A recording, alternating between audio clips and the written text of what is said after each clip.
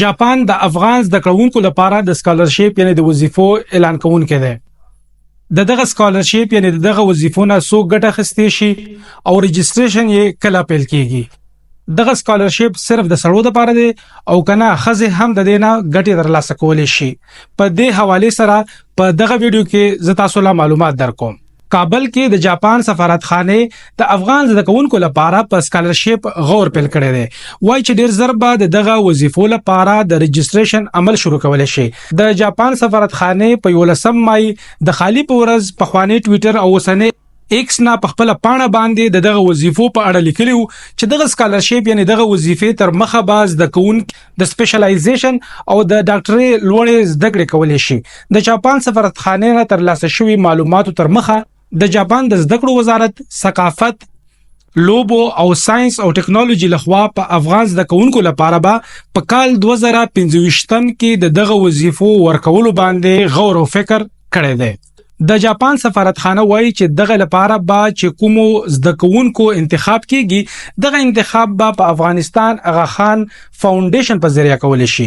ولې جاپان وزارت دغه سکالرشپ شمیره نه د بډاګه کړي او نه دا ویلي دي چې په دغه سکالرشپ کې به د انجونو څومره برخه وي.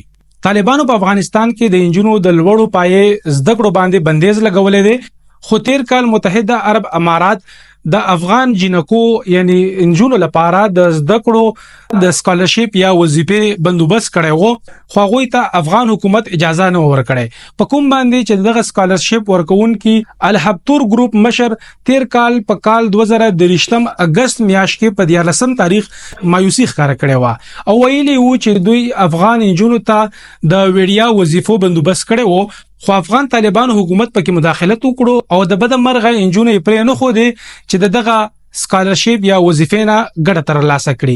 دغه الحبتور ګروپ تر څلو پورې افغان انجونو زده کوونکو ته وظیفو بندوبست کړي وو.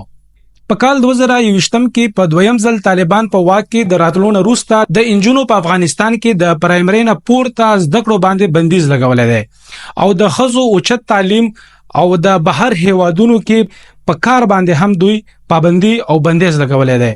ولې د طالبانو وینا ده چې د انجونو تعلیم باندې بندیز سموده لپاره ده دا به مدام نه وي خو بل خو د خزو د حقوقو لپاره کارکونکو غړو وینا ده چې طالبان د خزو په تعلیم او کار کولو باندې باور نه لري او دوی به دغه بندیزونه کله هم لری نه کړي.